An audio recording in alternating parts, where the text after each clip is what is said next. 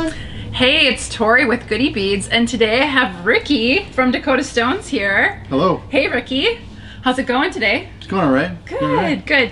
Ricky, you are sort of famous for something. What are you famous for? Well, I don't think I'm maybe famous. a few things. Maybe Well, infamous? Infamous? Well, there's this knot that I do. I guess it's pretty cool. Yeah. Saves you a lot of time with stuff, and helps out with those stretch bracelets that people like to make. Absolutely. These days. Stretch bracelets are super popular and they're so easy to make. And once you learn this knot from Ricky, it's going to change how you do them, because guess what? You don't need glue, which is pretty amazing. Nope. So let's get started here, Ricky. Let us know what we need to do and what some of your key tricks are here. So we start out with obviously elasticity. From Beadalon. We love the Beadalon elasticity. Yep. And what size are you using? Today I'm using a 0.5. Okay. I usually use a 0.7, but this is just what I had on me. Gotcha. Take that that's what we sell at Goody Beads. It's the 0.5 elasticity. 0.5? Yep. Well, that's why I have it. Yeah, it is why you have it. I got it from Goody Beads. That's right. We also use Beadsmith Big Eye needles, also available at Goody Beads. Absolutely available at Goody Beads. All right, so the trick, I had one open here, but it seemed to have misplaced it. So, open a new pack. There you go. So we first open the package of the Big Eye needles. Yes, very important. Step one. Step one, open package. And what's cool about the Big Eye needles is that they're versatile for anything besides elastic bracelets. You can use them for seed beading, you can use them for pretty much anything. Mm-hmm. And you can use any size with it because the whole thing opens up. I don't know if you want me to demo that. Sure. Too. Show the good people. There you go. That's why they're called Big Eyes. Look at that. Definitely has a big eye. Mm-hmm. So what I do with these is I right away clip off the tip of it. Watch your eyes. Use eye protection when you do this too. Wear your safety glasses. What that does is it allows the needle to open up like a V. Gotcha. I don't know if you can see that there. All right, we'll sit that there on the mat. And then what I also do is use the elasticity. I don't like to measure it just because I just don't. I'm not a big measurer either, but I just take off a big chunk of it. And you need enough to go around your wrist twice at least, right? And then some. Okay, it's a little extra. Because we're gonna double it. So probably 24 inches, maybe. Who's would counting? be a good estimate. Yes, about 2.5 feet. Okay. But it's also the other key to this is you gotta pre-stretch it. Yes, definitely. Always pre-stretch your elastic cord. And what's going on when you pre-stretch it is that it's actually condensing the elastic and making it stronger. Good to know. Yeah, but it actually makes it longer too. It does make it a little bit longer. That is true. So sometimes I got 4 feet of this stuff hanging here, and it just It's probably a little more than you need for one wrist. Yeah. But elasticity loves me because I burn through this stuff pretty quick. So what I do is I have my elasticity. I pre-stretched it. As you see, I was going like this, kind of getting all the stretch out of it. Then I double it up like this. So there's a loop at the top. Fantastic. And 2 tails coming down.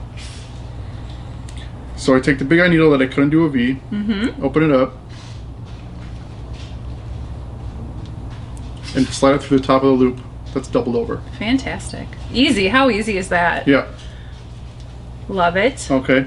I also like to use these fancy bead stoppers. Yeah. Also available at Goody Beads. Also available at Goody Beads. Yep. A lot of people use these for seed beading, stuff like that too. I love to use those when I'm using a soft flex or a Beadalon wire as well. Tiger tail and stuff. Yep, for sure. And I just put that on the end to secure my elastic. In case you got any beads that want to just fly out the end. Gotcha. Okay.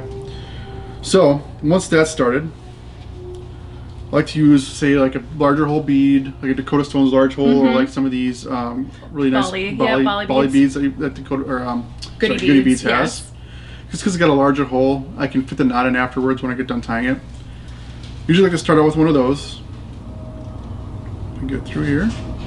Yeah, it's kind of a large hollow bead, a little tricky. Yeah. No, it's a tricky Ricky knot. So start out with that. Then I string my beads, which are here from Dakota Stones.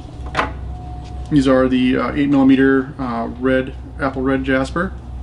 Yeah, it's such a pretty colorway. Yeah, good time of the year for it too. Depending on when you see this video, I guess. So now once I get that, I put the large hole bead on first. Then I start stringing up my stone beads. All right, and I'll cut to the chase here because I don't want to. You don't want to sit around and listen to me talk the whole time while I'm stringing beads. So once I get my beads strung, this one I'm going to put the large hole bead on the end. Doesn't matter because both ends are open. So you could do it first or last. First or last. Okay. You just want to make sure that it's on the end. You tie your knot, so you can hide it in there. Yep. If you put it in the middle, you're kind of unless you want to do two for decorative elements. Oh, like those two you put right there for me that I did not use. That's okay. All right, so once I get my beads strung up and I get it measured, can I see your wrist, Tori? Sure. What's cool about this is that you can take it and you can measure the length of the bracelet. So as you can see, that this is a little bit big for Tori. So now that it's open on both ends, I can just take two of the beads off and we're still good. Yeah. Or if you needed to add more on for my wrist, you know, or gotcha. If you want to do a double. All right, so now we got it measured out, right? We take the bead stopper off, and now we have the two tails in one hand, you have the loop and the needle in the other. Pop off that needle. And that's why you cut it, That's why right? I cut it, so I can take it off. So you can take it off. And reuse it. Excellent. All right, so now we have the loop, two tails. We go through the loop, you pull it tight so the loop tightens down on the two tails. My fingers out of the way so you can see. And with those two tails, you pull them out side to side, and we're going to take one under the bracelet, or through the middle of the bracelet, I should say. And around the bottom of the cord. And around the bottom, and do the same with the other side, the other tail. Okay. So you're kind of crossing them over under the main, or the big hole bead that you're going to use to hide the knot. So you're crisscrossing them underneath the two cords. Yep, under the two cords. All right. So now you have your two tails, and all you do is tie a square knot. Right over left. How's that recipe go? Right over left and left over right? Left over right, yep. And did you learn this knot from your fishing days? Because I know you're a big fisherman. Was this knot inspired by any of the fishing knots you know? Actually, mostly from when I was in the Boy Scouts. Oh, okay. So doing cinch knots and stuff like that. So right over left, left over right. Once you get it tightened down, what I do is like to hold onto the tails, grab the middle of the bracelet, pull it out to make sure that it's tight. This way you know if it loosens up a little bit, you're not going to lose your beads and they're not going to fall off. Once we know it's tight, let go. Take your two tails here. Trim. Trim. And pull that bead right over. Thanks, Ricky. That was a really neat trick. Yeah, but you've never seen that one before. But I haven't. And thank you, everybody, for joining us for another really fun Goody Beads video.